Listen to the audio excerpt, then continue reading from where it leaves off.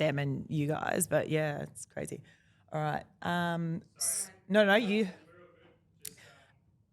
I was just going to say so we're doing 20 minute, then 20 minutes. So as I said, there will be a moment where I say, great, we're going to be kicking off the second part of the conversation or next episode. And then do you want me to just continue?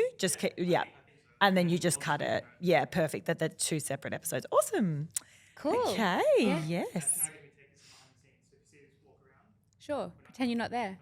I'm used to doing You're that. pretty used. This is the absolute pro now. Just try and keep this about a fist length away from your mouth. Okay. That's good. That's all good. Sure. If it's too far away, I'll come around and let you know. Yeah, no worries. Thank you. Ready, Rob? Yes. Ready? Let's do it. Thanks, guys. Good luck. Thanks. Rhi, welcome to the show.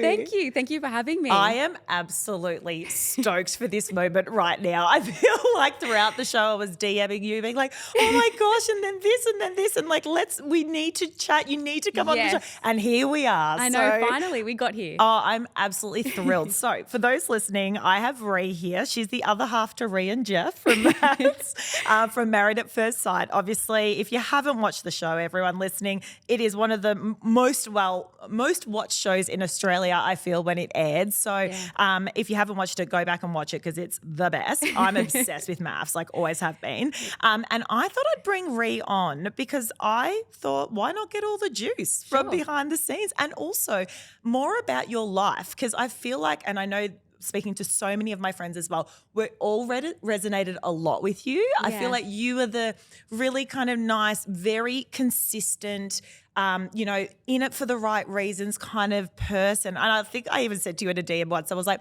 I feel like we would be best friends. Like, when you watch a show and you're like, who would I be friends with? Like, have you done that? Definitely. I've definitely done that before. Yeah, right. Yeah. So, no, I'm thrilled and I'm really keen to get into it with you. So let's start with, had you watched MAFS before? Yeah, I feel like I've watched every season of MAFS. Yeah. Like I'm thinking back.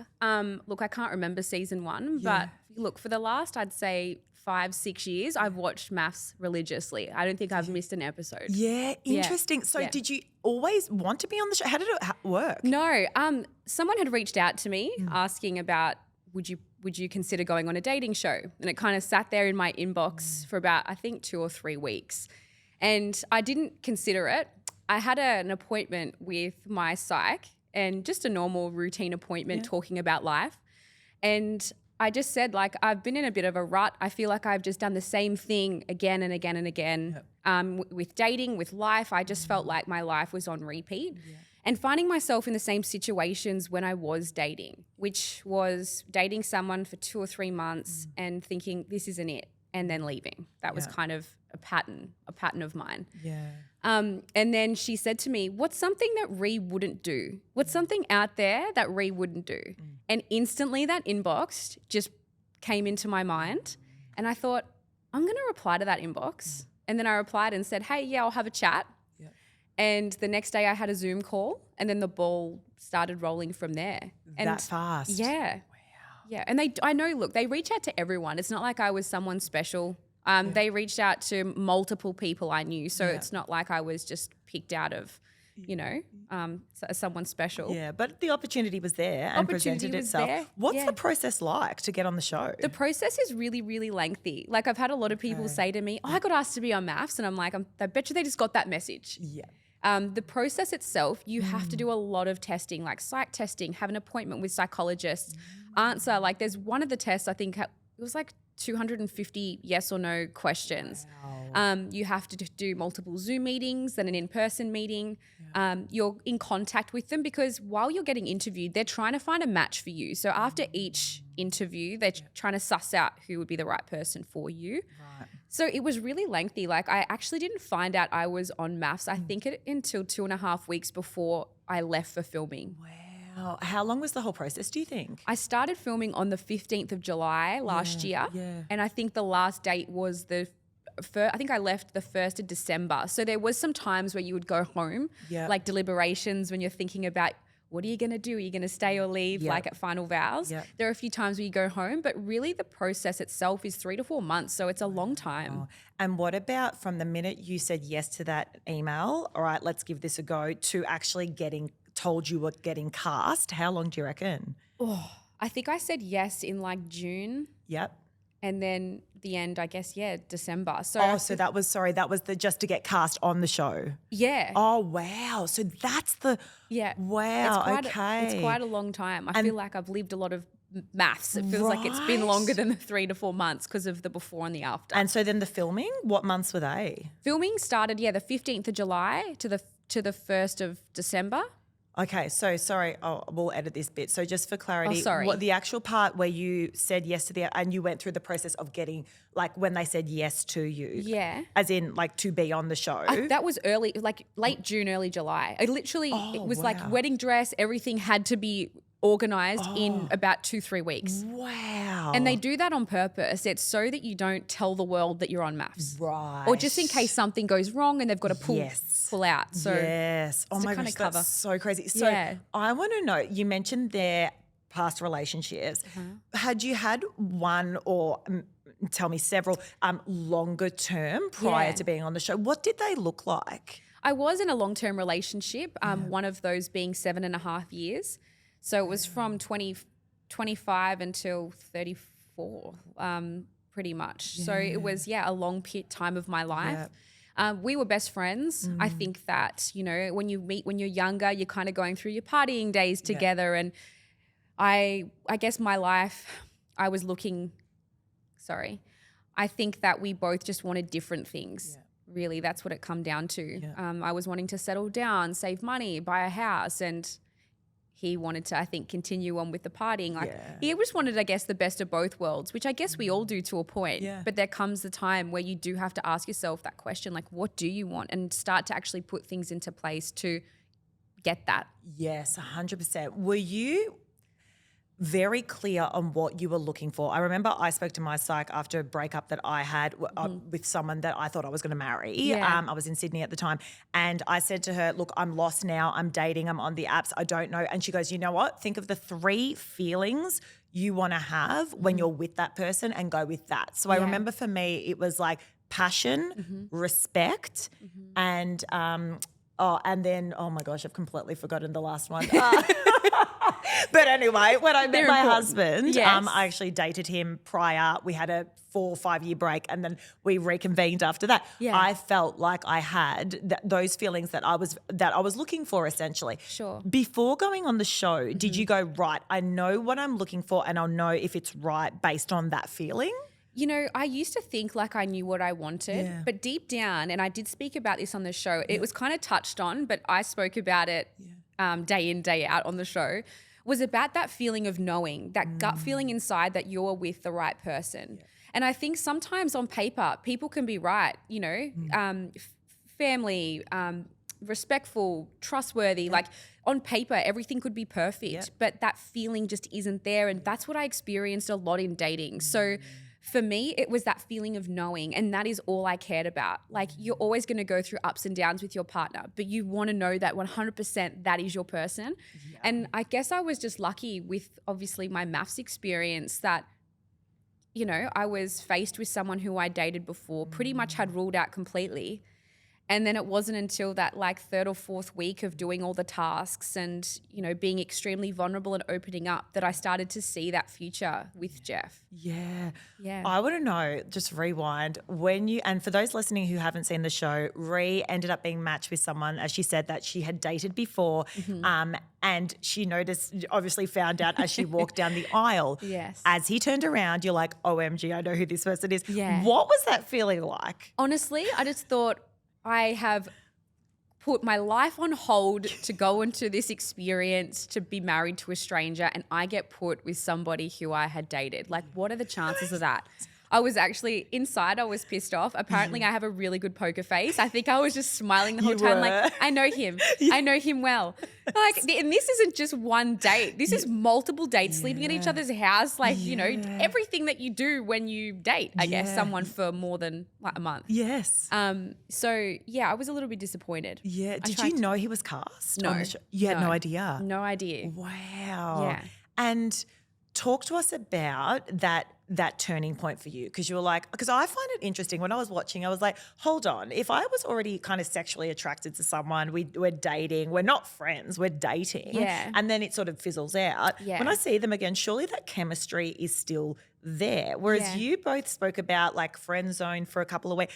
Did you not feel that chemistry when you saw him immediately? Look, I remember on the wedding day, I remember thinking, oh, he looks great. Yeah. Like I did think that. There was a few times I'd look at him and go, look, he looks great. Yeah. But no, I did not think I'd get that back. And I think it was because we were both each other's first dates out of long-term relationships. Okay. And our friends set us up, like my good friend Abby introduced Jeff and I at the gym.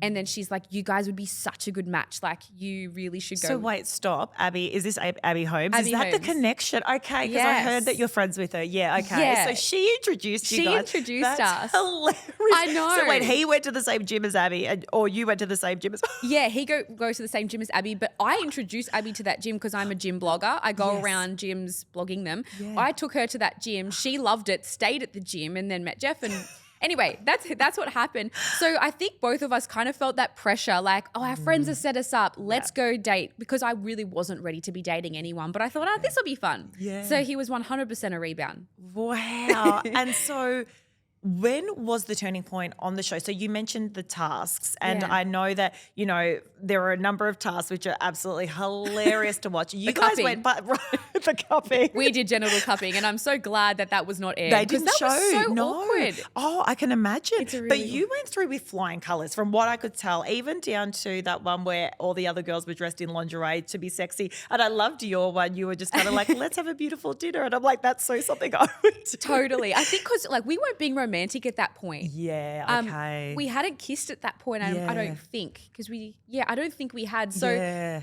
you know, putting on lingerie with someone who you are still in the friend zone with, although I did have feelings for Jeff at that point. Yeah. But it just wasn't lingerie feelings yet. Yes. What was the turning point where you were like, right, this is actually, we've kicked up a gear now? Yeah. Look, we always say the tasks really did help us, but I think the great thing about Jeff, off camera, he was even better, because and a lot of people were saying, you know, on camera, they're ticking the boxes, they're being affectionate, but off camera, people would change a little bit. Yeah. With Jeff, off camera, he was even better than he was on camera, because obviously he was more comfortable. And I found him just so consistent and thoughtful throughout. Like even when we weren't being romantic, he was just such an amazing person to be with, doing the experiment with. Yeah. And my feelings turned from, why am I partnered with someone who I'd already been with, to I'm so lucky that I have been partnered with him. Yeah. And like on the weekends, like he would plan cute things, like he'd plan dates, and, you know, he complimented me all the time, and he just did things so effortlessly that I'm like, man, he is just such a great person. And I'm really lucky to be with him. Yeah. So that's, I guess, the turning points. Was there a moment, or was it just a sort of a steady trajectory of like, oh, now I'm feeling like the chemistry is building, or was there a moment? There was a moment, because I remember on the week of Confessions Week where we had to write a letter, and the end of my letter, which was aired, I wrote, P.S. you need to make the first move, because I could tell he wanted to kiss me, but he wasn't. Yeah. And I think he was waiting for me to give the like, yes. ready, we can hook up now. Yes. So I think he was just being really respectful. But too respectful. Too respectful, I know. So even one of the comments I made, I remember I said Jeff needs to pull up his big boy. What did I say? Jeff needs to take off his friendship pants. Yeah. And unbutton my friendship pants or something like that. I forget exactly what it was. But that was, the Confessions Week, Jeff being really vulnerable, opening up to me. That was the week that I was like, I really like him. There's something here. Yeah. Talking about the tasks, were there any particular tasks that you found really confronting or a lot? The intimacy tasks were a lot. I guess kissing for 2 minutes straight. That's a long kiss. Yeah. And then you've got the camera crew, the sound, your producer. So it's like 3 people are sitting there looking at you while you're doing a 2-minute kiss. It just doesn't feel passionate. It doesn't feel intimate. It feels awkward. Yeah. So I remember thinking to myself, I'm so sorry, Dad. Like every single time I was doing something, the genital cupping, I'm like, sorry, Dad.